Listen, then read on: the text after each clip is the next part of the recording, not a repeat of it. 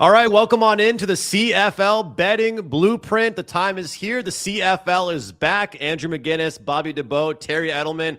We are hyped to be back here with a brand new season.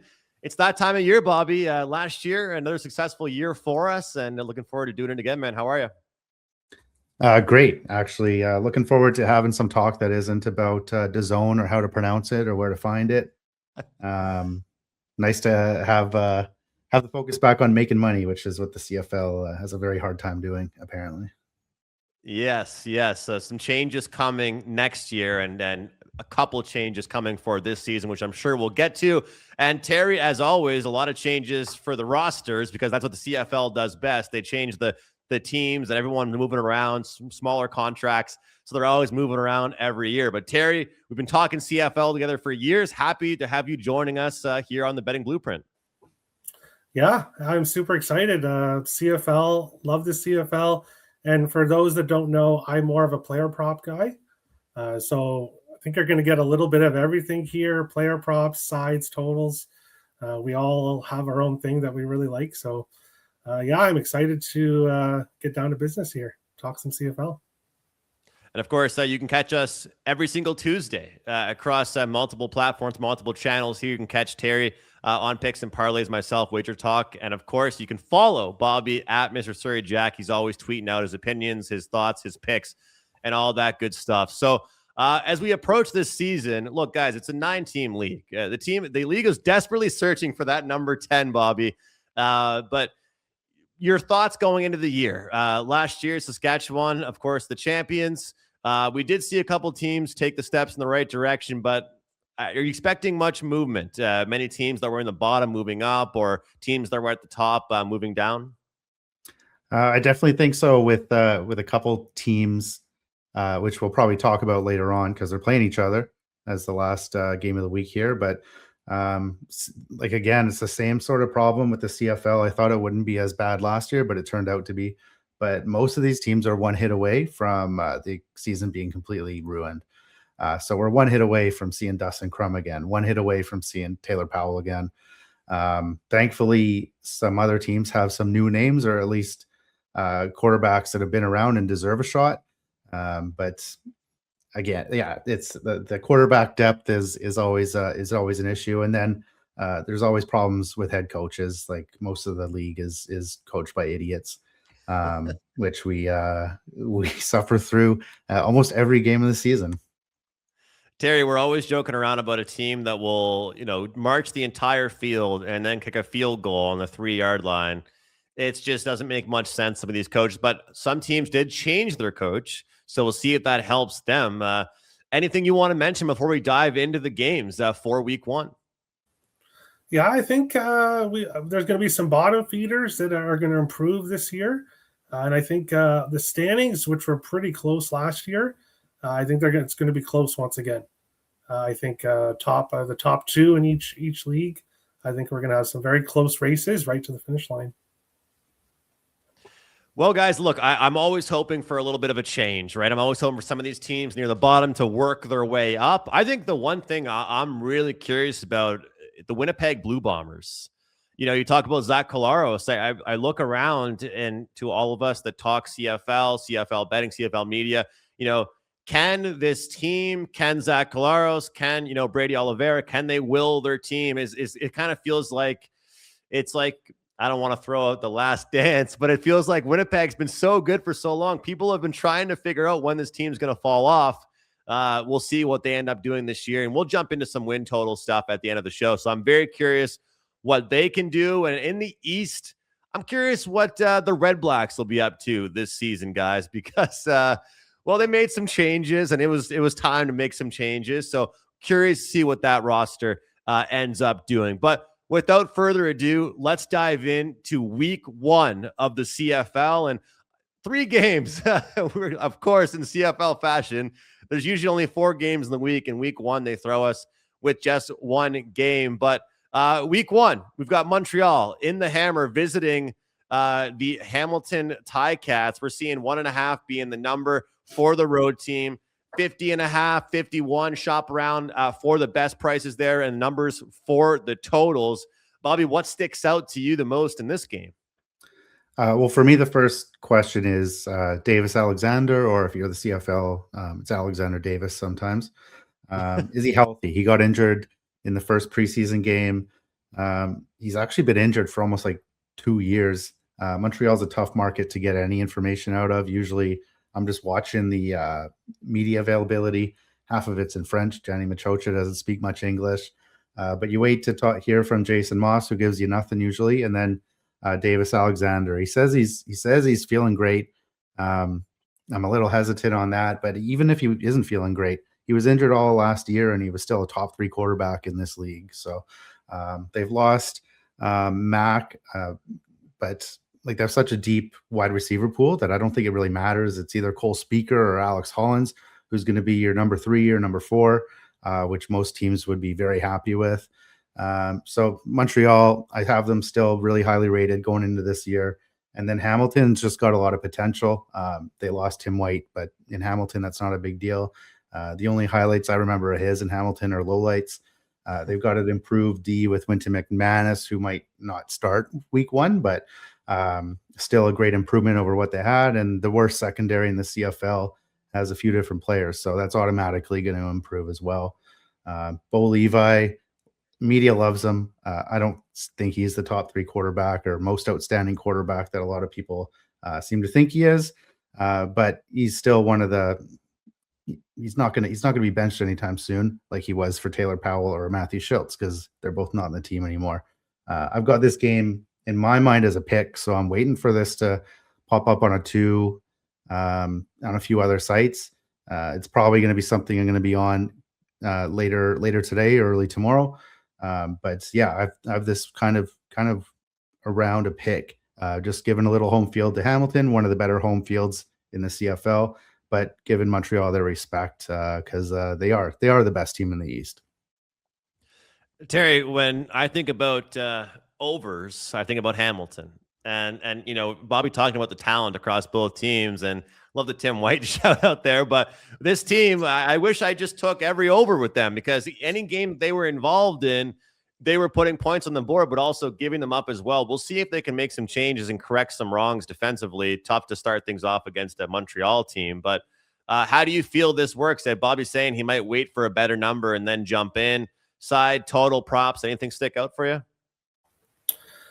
Yeah, so this one here, this one's, when it comes to the total, I think it's going to be pretty close to the total of what is it, 52, I think, or 50 and a half. So a lot of the time in the CFL, you're going to get totals that are going to finish really close to the total. Sometimes you might get really strong first halves, things quiet down. Other times it's the complete opposite. I think this is going to be a competitive game. And, you know, I'm really happy. You guys are throwing some shade there at the CFL earlier, which is totally fine. I get it. But one of the good things that they did was give us this game on Thursday. They could have given us Ottawa and Edmonton to start the season. And I don't think anybody would want to see that as the first game of the year. So I'm happy that it's going to be this game. I think these two teams are really competitive. I'm looking at touchdown props on both sides. So for Montreal, Dustin Crum is great on the ground, great at getting rushing touchdowns for Ottawa the last few years. Now he's here with Montreal. I think they're going to utilize him on the ground. 11 touchdowns last year. I'm seeing his touchdown prop at plus 115 here in this game. So I think that is a good play here. And then Kenny Lawler. What a start to the season he had last year. Touchdowns, trying to break a record. Kind of cooled off there later on in the season, but I think he's going to start strong again this year. 14 touchdowns last year. He's minus 110. And when you're looking at the slate this week, he's the worst touchdown scorer odds-wise at minus 110. So there's lots of value on all 3 games when it comes to touchdown props. And I like one of both sides here.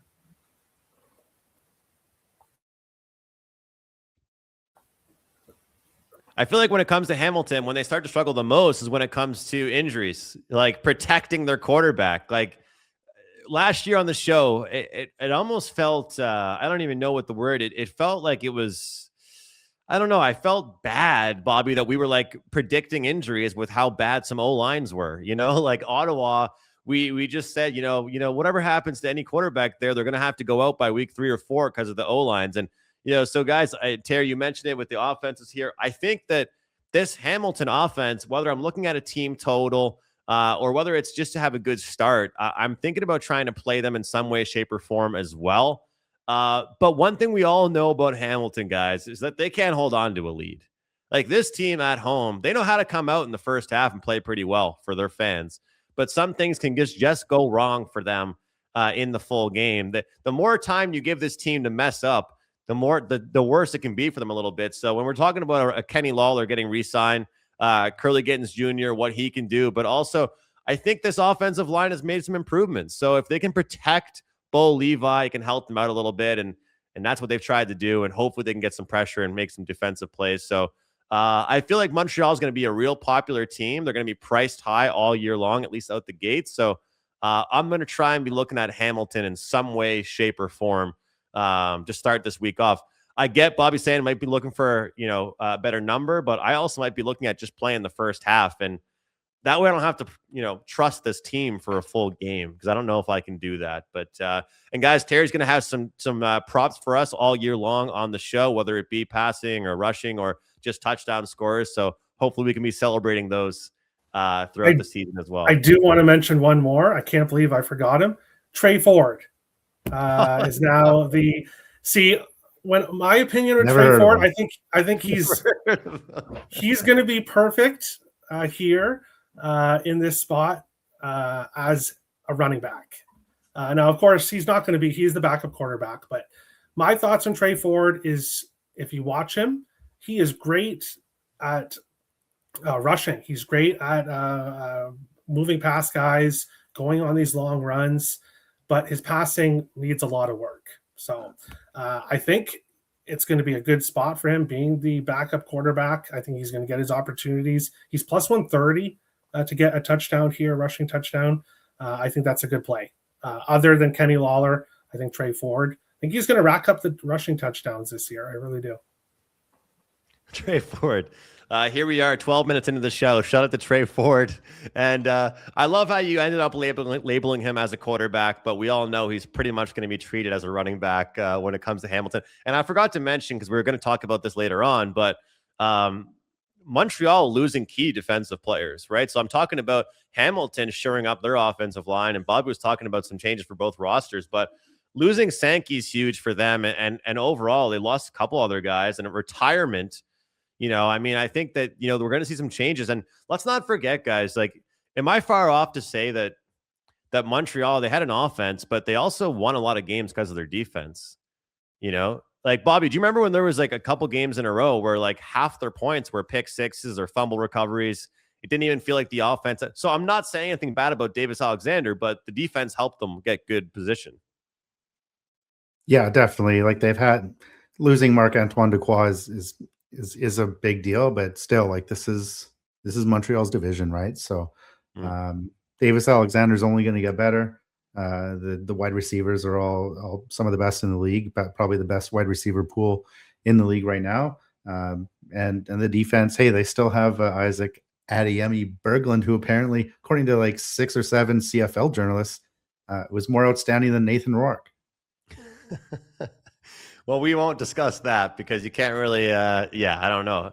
I know we're all pretty good Nate Rourke guys on this panel, that's for sure. And speaking of which, Terry, how about we jump into the next game? Let's talk about Winnipeg. Let's talk about Calgary because these teams are who, Nate Rourke's going to be battling all year long. And, I think that people think that he might be the one that can own that division. But Zach Collaros has something to say about that, and I think VA's got something to say about that. How do you feel about this battle here? Blue Bombers and Stampeders. Again, it's nice to see week 1 CFL. We got some tight lines again, 1.5 number. This total's a bit lower at 47.5. What sticks out for you, Terry? Yeah, this one's interesting. So both of these teams made changes in the offseason. Calgary trying to improve their offense.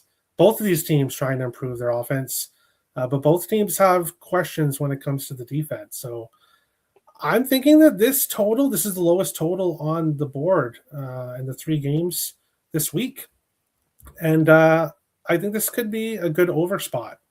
I think both teams are going to be competitive. I think this is going to be a competitive game. Looking at series, regular season series futures that you can look at certain books, Winnipeg's minus 250 to be the series winner. Calgary's plus 190. So if you like Calgary to win this game, you might want to back them at the plus 190 as well to win the season series if they get this first win in the first game. So that's something I would look at here. Here in this one, it's pretty simple. Dedrick Mills, anytime touchdown. The Stampeders relied on him last year. Led running backs in touchdowns with 11, but led the league in yards, rushing yards with 1409. So he had a great season last year. I expect a lot from him this year. And you can get his touchdown prop, bear with me for a second here, at plus 130 in this game. With Winnipeg, I would look at Nick Dembski, plus 165. Brady Oliveira is plus 100, but he did not have a great year last year when it came to touchdowns. So, hey, maybe he's going to come out this year and want to rack up the touchdowns, but only had 3 rushing touchdowns last year, which is pretty surprising. So I would more look at Oliveira for rush yards, but I would look at Dedrick Mills for touchdown and possibly rush yards as well, depending on the line.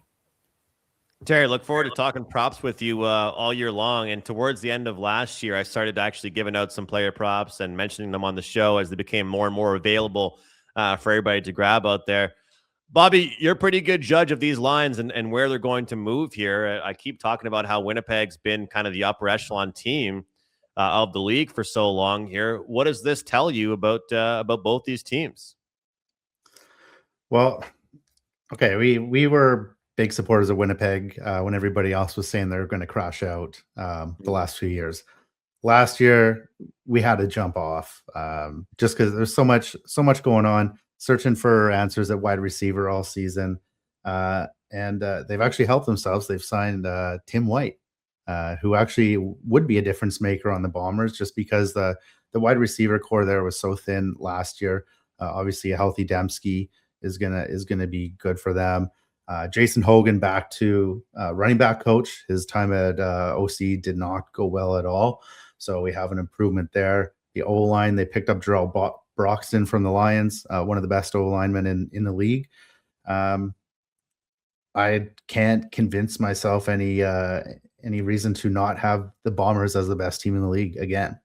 I know everybody's on the Riders just because they won the Grey Cup. Some people automatically slot that in as number one.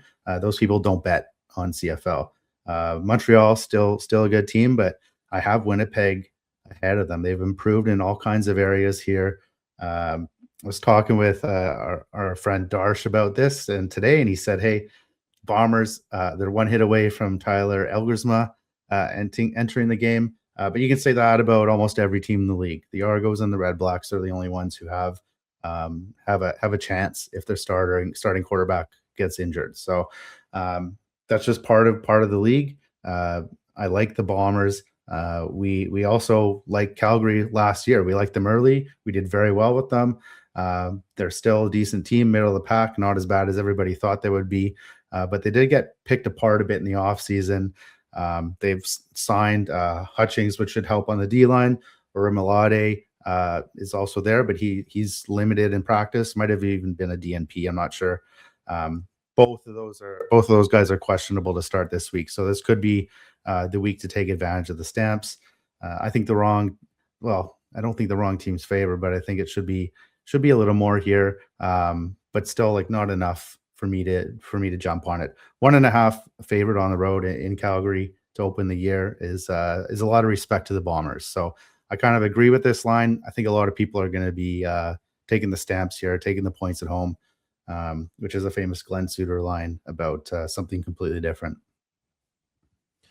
Well, I get it. Look, this is still a team that people are going to want to go against, but the question is, Bobby, you make the joke about one hit away, but that is when you talk about aging core, I think we'd all agree that Winnipeg's probably that team. If you look at them on paper, healthy, clean slate, we all like them, and then one or two things go wrong. But I guess to your point, and we've talked about it before, like I mean, Terry, how many times did you say last year, like, fade the Elks, fade Trey Ford? Like, if they have a certain guy in, you're going to fade them.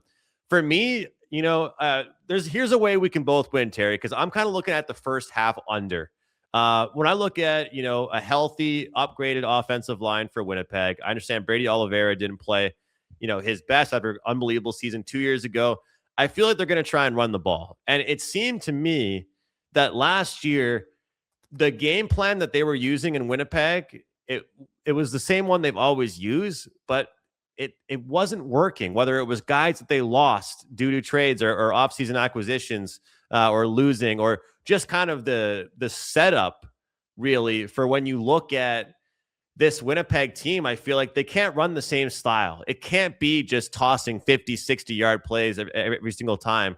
I think it's going to be more so, hey, we're an older team, we're going to use our IQ. And I'm not talking about the team like they belong in a nursing home, but I feel like they're going to use the chemistry they've had, the fact that Collaros has had the same coach for so long, that I feel like it's going to have that slow start to it. Terry mentions Dedrick Mills for a touchdown score. He's going to get a ton of touches. Like, I'm looking forward to seeing what I can get for a rushing prop number for him, because I think he's going to run the ball a lot. So there's secondary concerns for the Stamps, and it bothers me looking at that because they didn't address it as much as they should have.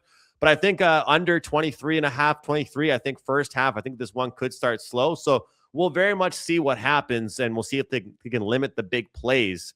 But I think this one's low for a reason. But to Terry's point, you let these teams cook for a full game, 47.5 becomes low. And we always talk about the final 3 minutes in the CFL kind of act like a fifth quarter, so if I'm taking an under, a lot of times I do want to take the first half under when it comes to these two. But guys, I think this game is interesting being a game for the first one of the week, because Bobby, you're saying you're not buying it that, Calgary's going to overtake them.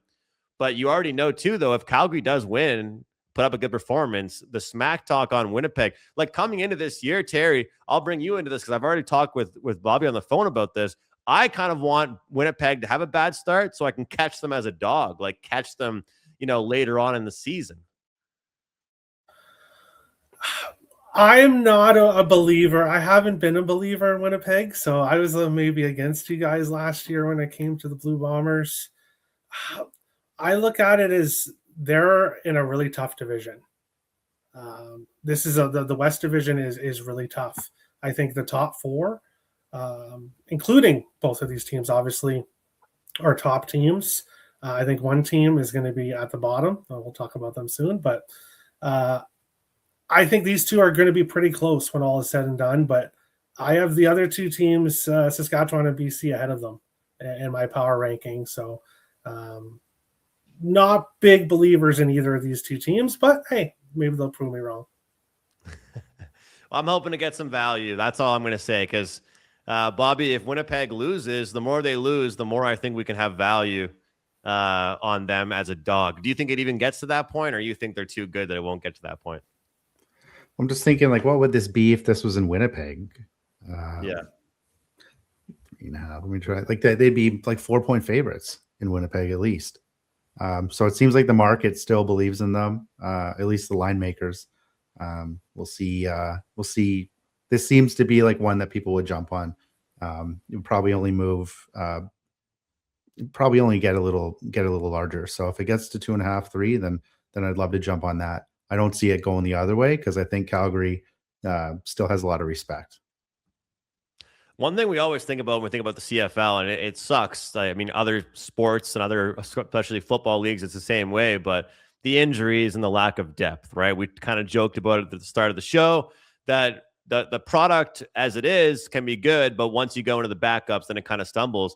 One thing I think people are going to forget about Calgary is that last year they're one of the most depleted teams like all year long, it felt like, in the second half of the year. So I'm not saying this to say I like Calgary to win. What I am saying is that, this team is probably one of those teams that if they're not healthy, you really want to fade them. And if they are, maybe they could be difference makers. So guys, once again, we're going to be here every single Tuesday talking CFL. Most of the time, there will be 4 games for us to break down. Comment below. Let us know who your picks are. The reason why we're doing these on Tuesday is because the lines move like crazy. We got a ton of really good numbers last year. Bobby was hitting middles where he would give out a play on Tuesday, and on Friday night, he would give out a middle. And then you're just saying, hey, I hope both teams have some fun.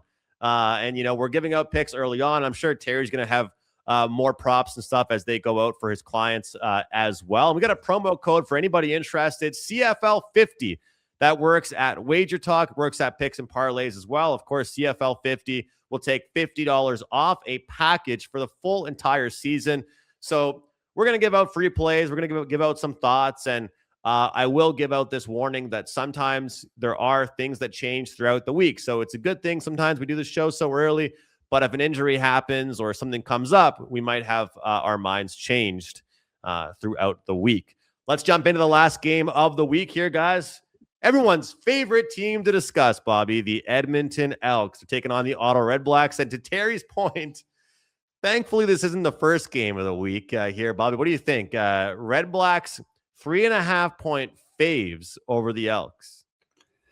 All right, so I'm the last person in Canada to say this, and for good reason, because everybody else who kind of shot their shot with the Elks and Redblacks saying they were going to be better the last few years kind of got completely embarrassed. But I think both of these teams, there's actually hope here. Ottawa has, I'm pretty sure it was the worst head coach in terms of decision making. He's out the door. You've got Ryan Dinwiddie, who basically could win games on his own from the sidelines. So they've gone from worst to first in terms of decision making. I'm not sure. Like, again, the first decision he makes is benching Drew Brown for Jake Mayer.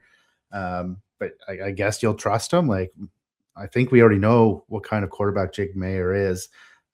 Drew Brown didn't really have a lot of help last year when he was given the starting job. But Ryan Dinwiddie's not really someone. I'm going to point out many mistakes in what he decides with his roster. So he's kind of the opposite of the CFL. Everything he decides ends up working out. So there's a lot to like in Ottawa. 3.5 so is pretty big. We have Cody Fajardo with a legitimate shot here, which is crazy to say because before he got injured 2 years ago, he was the MLP favorite. Had to sit behind Trey Ford. What a shock. He took over before Labor Day, just like we said. So there's a lot to like in Edmonton as well. I think this is a lot of points. Again, this is still Ottawa. Don't want to jump on the bandwagon too quickly here. 3.5 is a lot, even against the Elks. They both kind of shed the dead weight that were holding them down. But like I really like the Elks here. 3.5, 120. There's obviously like I've grabbed a few threes just at 110. So there's plenty of good numbers out there. I would take this all the way down, maybe 3 with a little bit of juice. 3 is an important number in the CFL, just like the NFL, despite what some people tell you. A lot of games end up on 3. So Elks is the first game I'm on this week. I'm back in Cody Fajardo's corner again, even though he's blocked me for the last 3 years. But that doesn't bother me. I'm still going to back him no matter what he thinks. You know what's funny is I when Bobby first told me that, I realized that I'm blocked by him too, and I don't even know what I said to him. Must have been one tweet because I've actually been liking him. And look, Terry, the Elks gave Trey Ford all the opportunities possible, and people were so shocked that we see a guy like Cody Fajardo go over to the Elks and then wasn't just the clear-cut number 1. It was mind-boggling, but what are your thoughts here? And I got to throw this one thing in here. Every year we talk about this, there's only a few teams that I actually care about home field advantage with. And I'll tell you one thing, Ottawa's not one of them. So what do you think? I thought you were gonna take a shot at Edmonton's home field because for That's people that true. are new to the CFL, the way I have made the most money in the CFL over the last few seasons is betting against the Edmonton Elks. The Edmonton Elks, from top to bottom, are just an awful organization, in my opinion. I'll throw that out there. In my opinion, I'm not a fan of this Elks team. I don't like Killam as coach. I do like Cody Fajardo. Okay, I have to give them that. But like you said, Fajardo comes over. They actually have a guy that can throw the ball and be a quarterback. But what do? They put Trey Ford in. So I have absolutely no confidence in this Elks team. They are in every other team in the division is far better than them, in my opinion. I think the Elks are going to be fighting for last place in the CFL as they normally are. Last year, they actually improved. 7-11 was actually a better season for them this year. But I think they're the worst team in the league. Maybe Toronto might give them a run for that. But I think the Redblacks are the better team. That being said, though, -3.5 here in week 1. Not sure I'm interested in taking the Redblacks here. So this game at the moment is a current pass for me. I will be looking at Greg Bell's rushing yards. Had a great year with Hamilton last year. Not so much a touchdown score. You can get him for +115. I'd rather look at his rushing yards. If I was going to take a touchdown prop here, it would probably be Eugene Lewis going against his former team, -105 to get a touchdown. If I was going to take something for Edmonton, Justin Rankin, anytime touchdown, -110. But then again, I'm hopeful that they'll use Cody Fajardo more. But we'll see. We'll see what happens. I'll tell you, like right now, I'm looking at a little bit of linebacker improvement for this Elks team. They did a little bit of work in the offseason for their offensive line. And when I thought about this Elks team, like I'm thinking about it, it's laid out here on the East Coast, and I'm watching this Elks team pull together a drive, and then they go on defense and get scored on immediately. Like it's like they'd work so hard. Like it would be so hard for them to put a drive together, and then their defense would get scored on. So if they can cause some pressure on the opposing quarterback, so they can make a little bit of of problems happen as far as their defense concerned, take some pressure off the offense, and I'll tell you, as much as we rip apart Trey Ford, look, there was a lot of pressure on him constantly coming in that he wasn't able to make his reads. If Cody Fajardo can make his reads, it'll be pretty good. But the thing is, to Bobby's point, like this is an Ottawa team that I want as a dog. Plain and simple. I want them to suck as bad as they can, and then I want Dinwiddie to win us games betting-wise, in week 3 or 4. That's what I want. We know it's an upgrade at the coaching position. We know there's going to be some changes. Bold move already as far as the quarterback situation is concerned, but I just don't really want them as a favorite. That's just how I feel. And I think, Terry, I could not agree with you more. And Bobby and I, we agree. We tried to back the Elks sometimes. Every time I tried to do it, it didn't really go so well. But, this is one of those spots where I feel like, who do you least want to take as a favorite? It's like whatever team was a favorite in this game, I'm taking the other team. It's kind of how I feel, right? We're betting on a team as a dog against a team that we don't trust at all. And again, you'll hear me talk about it throughout the season, guys, but there's certain teams that I care about home field advantage for in the CFL. And there's certain teams I could not care less about home field advantage for. And one of those teams would be the Ottawa Redblacks. So definitely lean towards the Elk side. We'll see if I get with any props or team totals or whatever it might be. And you know what? Team totals, more and more books offering them, guys. You'll hear me talk about team totals a lot on the show. And we'll shout out our guy, Ian Cameron. We're all of us are familiar with him. His trifecta with the full game and then both teams and their team total over. When he likes an over, he likes everything in that game to go over. So we'll definitely be looking at some team totals as well. But just 3 games, typical CFL fashion, starting us out with 3 games. But before we close it up, any closing thoughts, Terry? Anything before we wrap the show up? Anything you want to mention? Yeah, I was looking at some future bets here, future odds for division winners here. And I disagree with you, Bobby, about the East. Now, Montreal is plus 125 to win the division. Hamilton plus 210. I like the Ticats at plus 210. I think there's value with them to win the East. Ottawa, Toronto, I don't give either of those teams a chance to win the East. In the East, Montreal and Hamilton are far better than Ottawa and Toronto. Now, Ottawa made a lot of improvements this year, so maybe they're going to become a better team. But for me, it's the top two are far better than the bottom two teams. So at plus 210, I do think there's value with Hamilton. And then the West, you've got BC at plus 160, Saskatchewan at plus 280, Winnipeg at plus 380, and Calgary at plus 420. Then you've got the Elks at plus 1,000. So I think the Elks are in the right spot there in fifth. When I look at it, though, I think we're going to see a much improved BC Lions team. So we'll talk about them a little bit more next week. Obviously, they're having a first week bye. They're the favorites, though, at plus 160. So I do like the Lions to – I think they have a really good shot at winning this division. But at plus 160, I don't really see as much value. I would maybe look at Saskatchewan at plus 280 just value-wise. But I think it's going to be a close battle in the West. I think it's going to be a close battle in the East, too, between Montreal and Hamilton. But, yeah, I would be looking at the Ticats at plus 210 to win the East.